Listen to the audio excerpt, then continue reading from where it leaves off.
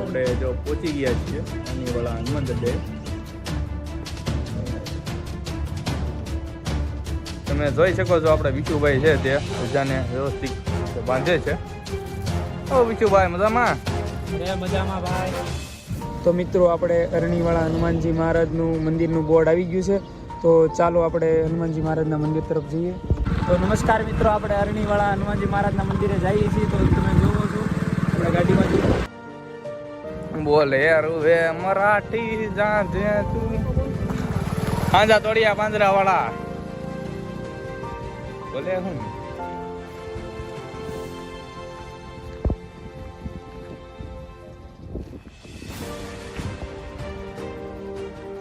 તો મિત્રો આપણે પહોંચી ગયા છીએ અરણીવાળા હનુમાન દાદાએ, બરોબર છે. તો પાછળ તમે મંદિર જોઈ શકો છો.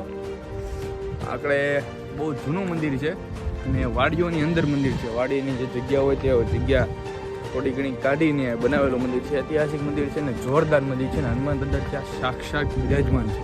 ત્યાં કોઈ રાતે રહી ના શકે એવું છે. ચાલો આપણે જોઈએ કે તો મંદિર છે. પાછળ તમે ખેતર જોઈ શકો છો. એમાંથી આપણું ખેતર એ કોઈ નથી, બરોબર છે, જોઈ શકો છો. ચાલો જઈએ આપણે હનુમાન દાદાના દર્શન. બના રહીજો, લાઈક સબસ્ક્રાઈબ જરૂરથી કરી દેજો.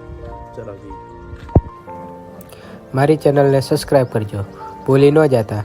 અને આ વિડીયોને લાઈક, કમેન્ટ અને તમારા સગા સંબંધીમાં શેર કરવાનું ના ભૂલતા.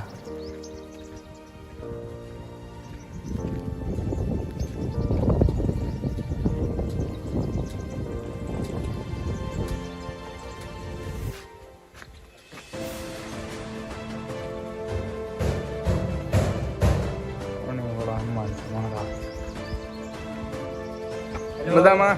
મજામાં.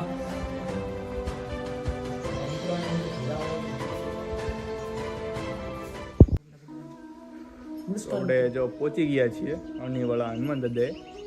જો પાછળ હનુમાન દાદાની મૂર્તિ છે, બહુ ઐતિહાસિક છે. જો અહીંયા છે તો કોઈ રાતે ના રહી શકે એવું છે.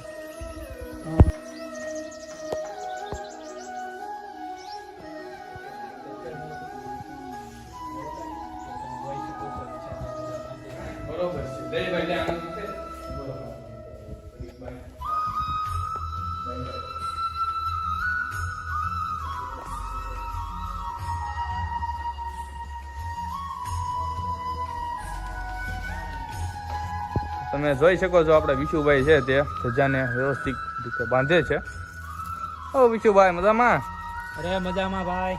દાદાનું મંદિર બાકી એક નંબર છે. તમે સાવરકુંડલામાં આવો તો અરણીવાળા દાદાએ આવજો, જરૂર તમને મજા આવશે. એનું લોકેશન પણ એક નંબર છે. તો બધાને મારા જય શ્રી રામ. જય શ્રી રામ. ચાલો મેહુલભાઈ આપણે શું કરે છે જોતા જઈએ. હાલે મેહુલભાઈ મજામાં? નમસ્કાર મિત્રો, આપણે હનુમાનજી મહારાજની ગદા છે, તમે જોઈ શકો છો.